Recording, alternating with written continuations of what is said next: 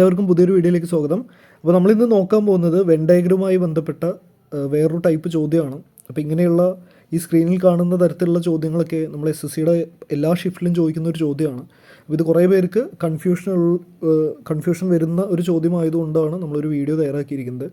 അപ്പോൾ ഇങ്ങനത്തെ ചോദ്യങ്ങളൊക്കെ കൂടുതലായിട്ടും പ്രീവിയസ് ആയിട്ടുള്ള ചോദ്യങ്ങൾ അല്ലെങ്കിൽ ഇൻ്റർനെറ്റിലൊക്കെ നമുക്ക് സെർച്ച് ചെയ്യുമ്പോൾ കൂടുതലും ഇംഗ്ലീഷിലുള്ള ചോദ്യങ്ങളാണ് ലഭിക്കുക. അപ്പോൾ ഇപ്രാവശ്യം കുറേ പേര് മലയാളത്തിൽ എഴുതുന്നത് കൊണ്ട് ജസ്റ്റ് ആ ഒരു ചോദ്യങ്ങളെ ഒന്ന് നമുക്ക് പറ്റാവുന്ന രീതിയിലൊന്ന് മലയാളത്തിലേക്ക് ട്രാൻസ്ലേറ്റ് ചെയ്തിരിക്കുകയാണ്. അപ്പോൾ ഈ ഒരു ചോദ്യങ്ങൾ വരുന്ന സമയത്ത് നമുക്ക് ഇങ്ങനെ ഒരു ഡാറ്റ തന്നിട്ടുണ്ടാവും. അതിന് കീഴിലായിട്ട് ഒരു 2-3 ചോദ്യങ്ങൾ വരാൻ സാധ്യതയുണ്ട്. അപ്പോൾ ആ ചോദ്യങ്ങളിലേക്ക് പോകുന്നതിന് മുന്നേ നമ്മൾ ആദ്യം ചെയ്യേണ്ടത് ഈ തന്നിരിക്കുന്ന വിവരത്തെ അനലൈസ് ചെയ്യാണ് ആദ്യം നമ്മൾ ചെയ്യേണ്ടത്. അപ്പോൾ ഇവിടെ കുറച്ച് സ്റ്റുഡൻസിൻ്റെ ഡാറ്റ തന്നിട്ടുണ്ട്.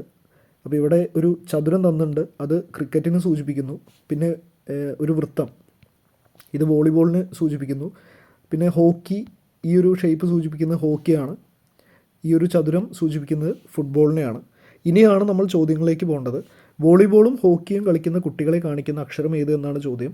അപ്പോൾ നമ്മൾ ആദ്യം നമുക്ക് എന്ത് വേണമെന്ന്, ഈ ചോദ്യത്തിൽ നമുക്ക് എന്ത് ഡാറ്റയാണ് വേണ്ടതെന്ന് ജസ്റ്റ് ഒന്ന് മാർക്ക് ചെയ്ത് വെക്കുക, ഒന്ന് മനസ്സിൽ വെക്കുക.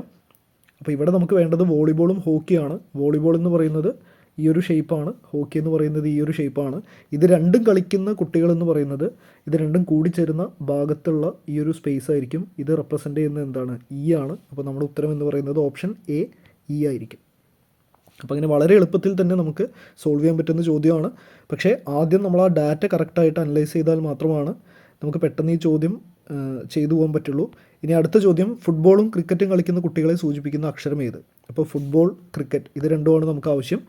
അപ്പോൾ ഇവിടെ സ്ക്രീനിൽ നോക്കുന്ന സമയത്ത് ഫുട്ബോൾ സൂചിപ്പിക്കുന്നത് ഈ ഒരു ഷേപ്പാണ്, ക്രിക്കറ്റ് സൂചിപ്പിക്കുന്നത് ഈ ഒരു ചതുരമാണ്. അപ്പോൾ ഇത് രണ്ടും കളിക്കുന്ന കുട്ടികൾ, ഫുട്ബോളും ക്രിക്കറ്റും കളിക്കുന്ന കുട്ടികൾ എന്ന് പറയുന്നത് ഈ വരുന്ന ഒരു പോർഷനായിരിക്കും അല്ലേ. ഈ ഒരു ചതുരവും ഈ ഒരു സമചതുരവും ചേരുന്ന ഷേപ്പ്, ഒരു സ്പേസ് എന്ന് പറയുന്നത് F ആണ്. അപ്പോൾ നമ്മുടെ ഉത്തരം ഫുട്ബോളും ക്രിക്കറ്റും കളിക്കുന്ന കുട്ടികളെ സൂചിപ്പിക്കുന്ന അക്ഷരം എന്ന് പറയുന്നത് F ആയിരിക്കും. ഓപ്ഷൻ സി ആണ് ശരിയായിട്ടുള്ള ഉത്തരം. ഓപ്ഷൻ സി, F ആണ് ശരിയായിട്ടുള്ള ഉത്തരം. അടുത്തത് ക്രിക്കറ്റും വോളിബോളും കളിക്കുന്ന കുട്ടികൾ. അപ്പോൾ നമുക്ക് ക്രിക്കറ്റ് ഏത് ഷേപ്പാണെന്ന് നോക്കാം. ക്രിക്കറ്റ് ഇവിടെ തന്നിരിക്കുന്നത് ഈ ഒരു സ്ക്വയറാണ്. പിന്നെ വോളിബോൾ ഈ ഒരു വൃത്തമാണ്. അപ്പോൾ ക്രിക്കറ്റും വോളിബോളും ചേരുന്ന ഒരു സ്ഥലം എന്ന് പറയുന്നത് ഇവിടെ K ആണ്. അപ്പോൾ നമ്മുടെ ശരിയായിട്ടുള്ള ഉത്തരം വരുന്നത് ഒന്നാമത്തെ ഓപ്ഷൻ തന്നെയാണ്, K ആയിരിക്കും ശരിയായിട്ടുള്ള ഉത്തരം. അപ്പോൾ ഈ ഒരു ലെവൽ ചോദ്യങ്ങളാണ് മിക്കവാറും ചോദിക്കാറ്. അപ്പോൾ നമുക്ക് ഇങ്ങനത്തെ ഒരു മോഡൽ ചോദ്യം കൂടെ നോക്കാം. അപ്പോൾ ഇവിടെയും അതേപോലെ ജസ്റ്റ് ഡാറ്റ ഒന്ന് അനലൈസ് ചെയ്യുക. ഇവിടെ തന്നിരിക്കുന്ന വിവരങ്ങളെന്ന് പറയുന്നത് ഒരു ത്രികോണം തന്നിട്ടുണ്ട്, അത് ഡോക്ടറെ കാണിക്കുന്നു. പിന്നെ ഒരു ചതുരം, അത് മാരീഡ് കപ്പിൾ, വിവാഹിതരായ ആളുകളെ കാണിക്കുന്നു. പിന്നെ ഒരു വൃത്തം തന്നിട്ടുണ്ട്, അത് പ്രൊഫസർമാരെ കാണിക്കുന്നു. ഇനി നമുക്ക് ചോദ്യത്തിലേക്ക് പോകാം. വിവാഹിതരല്ലാത്ത ഡോക്ടർമാരെ സൂചിപ്പിക്കുന്ന സംഖ്യ. അപ്പോൾ ഇവിടെ വിവാഹിതരല്ലാത്ത ഡോക്ടർമാരെന്ന് പറഞ്ഞു കഴിഞ്ഞാൽ, അപ്പോൾ ഡോക്ടർമാരെ സൂചിപ്പിക്കുന്നത് ത്രികോണമാണ്. അതേപോലെ വിവാഹിതരായ ആളുകളെ സൂചിപ്പിക്കുന്നത് ചതുരമാണ്. അപ്പോൾ നമുക്ക് ഈ ചതുരം വേണ്ട, കാരണം എന്താ, വിവാഹിതരല്ലാത്ത ഡോക്ടർമാരാണ് ചോദിച്ചിട്ടുള്ളത്. അപ്പോൾ വിവാഹിതരല്ലാത്ത ഡോക്ടർമാരെ സൂചിപ്പിക്കുന്ന സംഖ്യ എന്ന് പറയുന്നത് എന്തായിരിക്കും? അപ്പോൾ ഈ ത്രികോണമാണ്. ഈ ത്രികോണം മൊത്തം എടുത്തു കഴിഞ്ഞാൽ ഇത് മൊത്തം ഡോക്ടർമാരാണ്. പക്ഷേ അതിലെ ഈ ചതുരം ഓവർലാപ്പ് ചെയ്യുന്ന ഇത്രയും ഭാഗം നമുക്ക് ആവശ്യം വരുന്നില്ല. അപ്പോൾ അതുകൊണ്ട് ഈ ചതുരമില്ലാത്ത എത്ര ഭാഗമുണ്ട്? ഈ 5ഉം 1ഉം വരുന്നുണ്ട്. അപ്പോൾ 5ഉം 1ഉം 6ആണ് ടോട്ടലായിട്ട് ഉത്തരം വരിക. അപ്പോൾ നമ്മുടെ ശരിയായിട്ടുള്ള ഉത്തരം 6 ആയിരിക്കും. ഇനി അടുത്ത ചോദ്യം, വിവാഹിതരായ ഡോക്ടർമാരോ പ്രൊഫസർമാരോ അല്ലാത്ത ആളുകളെ സൂചിപ്പിക്കുന്ന സംഖ്യ. അപ്പോൾ നമുക്ക് വിവാഹിതരായ ആളുകളെയാണ് ആവശ്യം. വിവാഹിതരായ ആളുകൾ എന്ന് പറയുന്നത് ഈ ചതുരമാണ്. പക്ഷേ അതിനുള്ളിൽ എന്തൊക്കെ പാടില്ല? നമുക്ക് ഡോക്ടർമാരും വരാൻ പാടില്ല, അതായത് ഈ ത്രികോണം വരാൻ പാടില്ല. അതേപോലെ പ്രൊഫസർമാരും വരാൻ പാടില്ല അല്ലേ. പ്രൊഫസർമാരോ അല്ലാത്ത ആളുകളെ സൂചിപ്പിക്കുന്ന സംഖ്യ. അപ്പോൾ പ്രൊഫസർമാരെന്ന് പറയുന്നത് വൃത്തമാണ്. ഈ വൃത്തവും പിന്നെ ഈ ത്രികോണവും ഒഴിവാക്കിയാൽ നമുക്ക് കിട്ടുന്ന ഒരു ഭാഗം എന്ന് പറയുന്നത് ഈ ഒരു സ്പേസാണ്. അതായത് 3 സൂചിപ്പിക്കുന്ന ഇത്രയും ഭാഗമാണ് നമുക്ക് കിട്ടുന്നത്. അപ്പോൾ നമ്മുടെ ഉത്തരം എന്ന് പറയുന്നത് 3 ആയിരിക്കും. ഓപ്ഷൻ എ ആണ് ശരിയായിട്ടുള്ള ഉത്തരം. അപ്പോൾ ആ 2 ചോദ്യങ്ങൾ നമുക്ക് ഈസി ആയിട്ട് സോൾവ് ചെയ്യാൻ പറ്റി. അപ്പോൾ ഇതിൽ 2 ചോദ്യങ്ങൾ അല്ലെങ്കിൽ 3 ചോദ്യങ്ങൾ വരെ ഉണ്ടാവാൻ സാധ്യതയുണ്ട്. അപ്പോൾ ഒരു കറക്റ്റായിട്ട് നമുക്ക് അനലൈസ് ചെയ്ത് ചെയ്യാൻ പറ്റിക്കഴിഞ്ഞാൽ വളരെ ഈസി ആയിട്ട് തന്നെ നമുക്ക് ചോദ്യങ്ങൾ ആൻസർ ചെയ്യാം. അപ്പോൾ അവസാനമായിട്ടൊരു ഫിഗറും കൂടെ തരുന്നുണ്ട്. ഇതിന് അനുബന്ധമായിട്ട് 6 ചോദ്യങ്ങൾ നമ്മൾ കൊടുത്തിട്ടുണ്ട്. അപ്പോൾ ജസ്റ്റ് ഈ വീഡിയോ ചോദ്യങ്ങൾ പറഞ്ഞു പോകുന്നതിനോടൊപ്പം നിങ്ങൾ തന്നെ വീഡിയോ ഒന്ന് പോസ് ചെയ്തിട്ട് ഉത്തരം കണ്ടുപിടിക്കാൻ ശ്രമിക്കുക. നമുക്ക് ഡാറ്റ ഒന്ന് അനലൈസ് ചെയ്യാം. അപ്പോൾ ഇവിടെ ഭാഷകൾ സംസാരിക്കുന്ന ആളുകളെ പറ്റിയിട്ടാണ് ഈ ഒരു ഡയഗ്രത്തിൽ പറഞ്ഞിരിക്കുന്നത്.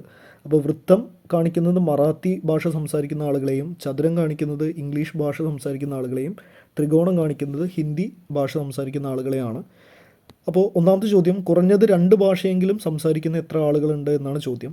അപ്പോൾ കുറഞ്ഞത് 2 ഭാഷ എന്ന് പറയുന്ന സമയത്ത് 2ഓ അതിൽ കൂടുതലോ ഭാഷകൾ സംസാരിക്കുന്ന ആളുകളെ നമുക്ക് സെലക്ട് ചെയ്യാൻ പറ്റും.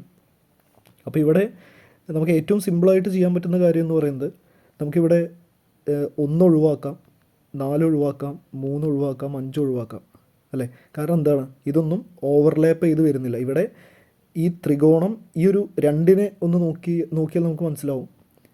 ഈ 2 എന്ന് പറയുന്നത് ത്രികോണത്തിനുള്ളിലാണ്. അതേപോലെ ത്രികോണം ഹിന്ദിയെ കാണിക്കുന്നു, ചതുരം ഇംഗ്ലീഷിനെ കാണിക്കുന്നു. അപ്പോൾ ഈ 2 എന്ന് പറയുന്നത് ഹിന്ദിയും ഇംഗ്ലീഷും സംസാരിക്കുന്ന ആളുകളാണ്. അപ്പോൾ ആ 2നെ നമുക്ക് കൺസിഡർ ചെയ്യാം.